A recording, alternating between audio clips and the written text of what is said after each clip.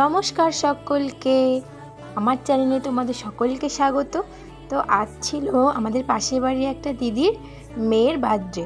তো সেখানে যাওয়ার জন্যই আমরা প্রথমে চলে গেছিলাম গিফট কিনতে। সেখানে অনেক কিছুই ছিল, অনেক পুতুল ছিল, শোপিস ছিল, টেডি বিয়ার ছিল, অনেক কিছুই ছিল, গাড়ি ছিল। যেহেতু সে মেয়ে, তাকে আমি গাড়ি দিতে পারবো না, তাই তার জন্য একটা পুতুল কিনে নিয়েছিলাম।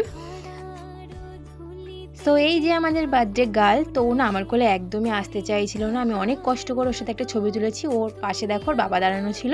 তো তারপর তো কেক কাটা হলো। ও খুবই কান্না করছিল দেখো। আর ওর পাশে যে আছে পিচ্চিটা, ও দেখো কত সুন্দর হাততালি দিচ্ছে। তারপর তো কেক কাটা হয়ে গেল।